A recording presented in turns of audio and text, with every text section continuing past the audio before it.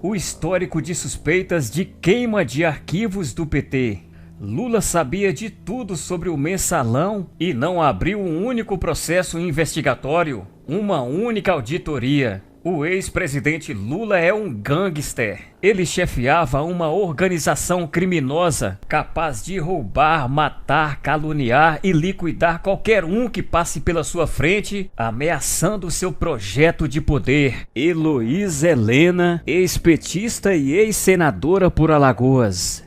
Em 5 de fevereiro de 2017, não ia falar sobre o caso, mas depois de ver uma publicação de Tico Santa Cruz citando a morte de Teori como parte de um plano do PMDB para melar a Lava Jato, como se ao PT não interessasse. Então resolvi lembrar-lhes qual partido que tem um imenso histórico de suspeitas de queimas de arquivos, um dos quais sendo investigado, mesmo de forma indireta na Lava Jato. Certamente alguns podem ser apenas coincidências, mas qual a probabilidade das 24 mortes que você vai ver agora serem todas obras do acaso? O que todos esses casos têm em comum?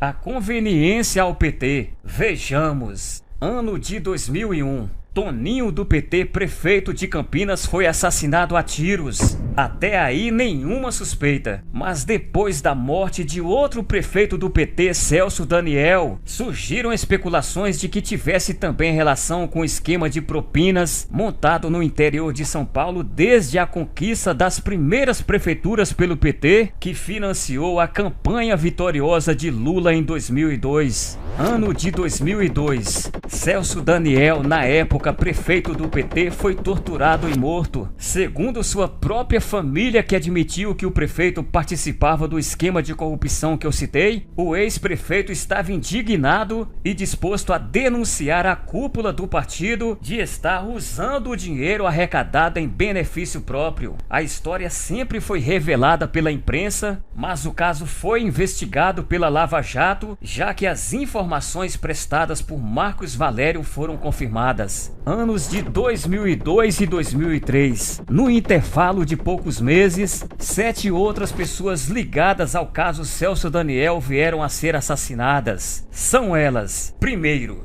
Antônio Palácio de Oliveira, garçom que atendeu o prefeito antes do assassinato, assassinado em fevereiro de 2003. Segundo, Paulo Henrique Brito, testemunha da morte do garçom, assassinado em março de 2003. Terceiro, Irã Moraes Rédua reconheceu o corpo de Daniel, assassinado em dezembro de 2003. Quarto, Dionísio Severo, suposto elo entre a quadrilha e Sombra, que estava com o prefeito e posteriormente foi acusado do assassinato. Assassinado em abril de 2002. Quinto, Sérgio Orelha, amigo de Severo, assassinado em 2002.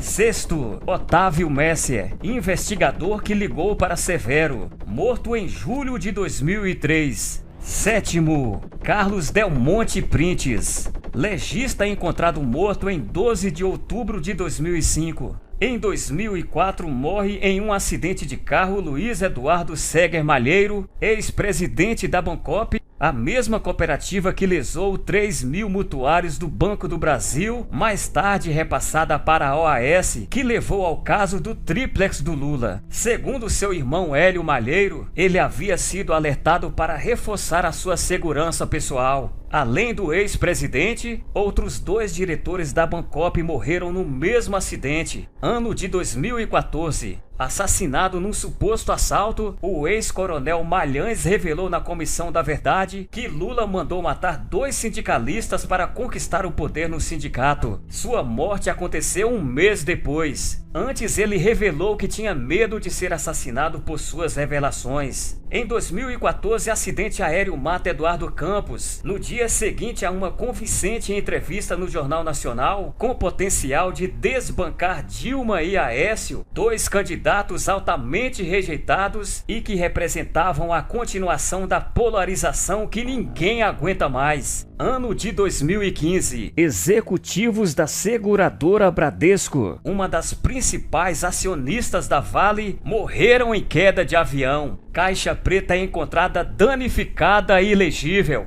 Como veremos na sequência, pouco depois morreria o ex-presidente da Vale após escrever uma carta a Dilma contendo denúncias de corrupção. Em 2015, ex-diretor da Agência Nacional de Petróleo morre ao cair do 11º andar. Em 2016, Roger Agnelli, CEO da mineradora Vale, morre em um acidente aéreo. A caixa preta do avião com dados do voo não foi encontrada. Em 2016, morre num suspeito suicídio o empresário que comprou o avião de Eduardo Campos. Em 2016, Arthur Sendas, o primeiro membro do Conselho de Administração da Petrobras, presidido por Dilma, que autorizou a compra de Passadena, foi assassinado em seu apartamento. Ano de 2017, Teori Zavascki, relator da Lava Jato no STF, morre em queda de avião às vésperas de voltar ao trabalho para homologar a delação mais importante da Lava Jato, que prometeu trazer provas documentais contra Lula e Dilma, duas das quais referentes ao terreno do Instituto Lula e ao apartamento vizinho em São Bernardo do Campo. Enfim, a lista é longa e certamente faltam casos que não me recordo.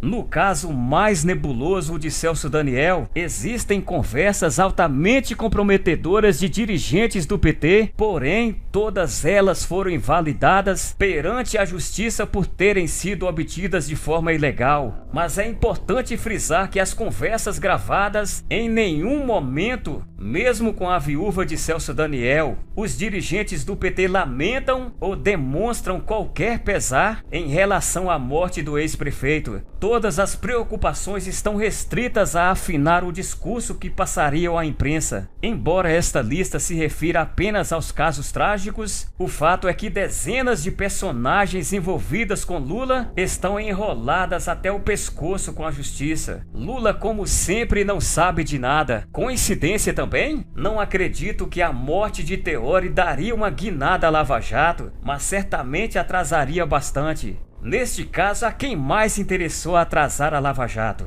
Quem esteve numa corrida contra o tempo para não ser condenado em segunda instância e vir a ter sua candidatura inviabilizada. Vale lembrar também que poucos meses antes do acidente que matou Campos, Dilma sancionou uma lei que protege sigilo de caixa pretas de acidentes aéreos. Qual o objetivo dessa lei? Transparência? Também é estranho a existência de duas sequências de mortes em curtos intervalos de tempo, separada por 10 anos, justamente o período que coincide o auge da popularidade de Lula e Dilma, quando poucos jornalistas tinham coragem de tocar em tais feridas. Enfim, não existe na nossa história nenhum partido que tenha algo pelo menos parecido com a sequência macabra listada neste vídeo. Também não existe nenhum partido que tenha um histórico de políticos e militantes tão violentos quanto o do PT, ao ponto de ameaçarem publicamente várias autoridades, entre elas Joaquim Barbosa e Sérgio Moro, com um tiro na testa. Também não existe na nossa história um partido tão empenhado em denegrir seus adversários, chegando ao ponto de ter 10 tentativas de dossiês falsos desmascarados. Existem também outros casos nebulosos que envolvem violência não listados nesse vídeo, mas que de alguma forma remetem ao PT, como por exemplo o sequestro do empresário Abílio Diniz em 1989 por guerrilheiros uruguaios empenhados na campanha de Lula para presidente, ou as relações do PT com grupos narco-guerrilheiros como as Farc, ou ainda ditaduras que ajudou a financiar na América Latina e na África. Pode parecer difícil de acreditar para a maioria das pessoas, mas o passado dos guerrilheiros que hoje forma a elite da esquerda brasileira já pegou em armas, já matou, roubou e sequestrou pelo ideal que julgavam ser o melhor do Brasil, inclusive Dilma. Muita gente acha que tal espírito revolucionário já é coisa do passado, mas a julgar pela coletânea de casos estranhos ocorridos nos últimos anos e a recente guinada do PT retomando a radicalização dos anos 80 e 90, dá para repensar tal conclusão. Também não foi à toa que a ex-senadora Heloísa Helena pelo PT falou mais de uma vez que Lula é um gangster capaz de tudo, inclusive matar. Aliás, não só ela, mas vários ex-amigos de Lula, cofundadores do PT, o descreveram como um ser amoral. São fatos como estes que nos fazem refletir sobre algumas frases bem simbólicas ditas por dois ex-presidentes do PT. Dilma: podemos fazer o diabo quando é hora de eleição. Lula: vamos fazer o diabo, mas não vamos perder a eleição. E mais recentemente, discussando para o MST, o movimento que vive ameaçando tocar fogo no Brasil. Eles não sabem do que somos capazes. E agora eu quero ler o seu importante comentário aqui no canal youtube.com/Célio Lobo. Aproveite e se inscreva aqui no nosso canal e ative o sininho marcando a opção todas para receber diariamente novos vídeos em apoio a Bolsonaro.